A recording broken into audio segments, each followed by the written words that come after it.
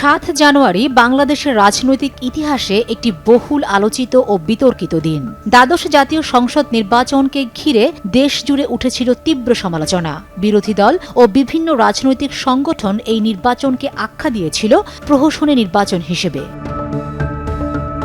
২০২৪ সালের ৭ জানুয়ারির প্রহসনী নির্বাচন ইতিহাসে কালো অধ্যায় হিসেবে লিপিবদ্ধ থাকবে। এটি ছিল ভোটারবিহীন একটি ডামি নির্বাচন। ২০২৪ সালের এই দিনে রাষ্ট্রযন্ত্র ব্যবহার করে জনগণের ভোটাধিকার হরণ করা হয়েছিল এবং মৌলিক ও মানবাধিকার কেড়ে নেওয়া হয়েছিল। বেসরকারি ফলাফলে দেখা গেছে ক্ষমতাসীন আওয়ামী লীগ ২২৩টি আসনে বিজয়ী হয়েছে।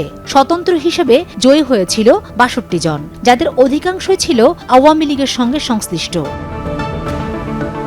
তবে এই নির্বাচনকে বিতর্কিত হিসেবে উল্লেখ করেছিল ব্রিটিশ সংবাদ মাধ্যম বিবিসি বলেছিল, বিএনপি নির্বাচন বর্জনের কারণে প্রতিদ্বন্দ্বীহীনভাবে টানা চতুর্থ মেয়াদ নিশ্চিত করেছেন শেখ হাসিনা। বিএনপিও এই নির্বাচনকে লজ্জা নির্বাচন বলে অভিহিত করেছিল। দলটির দাবি, নির্বাচনের আগে গণগ্রেফতার চালানো হয়েছিল। ২০০৯ সাল থেকে এ পর্যন্ত গণতান্ত্রিক ধারা আছে বলেই দেশের এই উন্নতিটা হয়েছে। তবে মজার বিষয় হলো, ভোট দেওয়ার পর শেখ হাসিনা বলেছিলেন বাংলাদেশে গণতন্ত্র অব্যাহত রাখার জন্য তিনি সর্বোচ্চ চেষ্টা করছেন। বক্তব্যটি ছিল বেশ বিস্ময়কর, কারণ বাস্তবে এই নির্বাচন ছিল একতরফা, বিরোধী অংশগ্রহণহীন এবং আন্তর্জাতিক মহলে ব্যাপকভাবে প্রহসনমূলক নির্বাচন হিসেবে চিহ্নিত।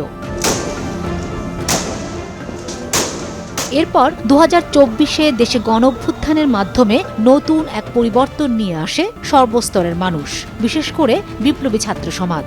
তাই জুলাই বিপ্লবের পর দেশে আর যেন কোনো কালো অধ্যায় সৃষ্টি হতে না পারে, সেজন্য কার্যকর সংস্কার প্রয়োজন। মানুষ এখন দলীয় পরিচয় নয়, নাগরিক হিসেবে ন্যায্য অধিকার নিয়ে বাঁচতে চায়। ফাতেমা শিলু, সময় সংবাদ।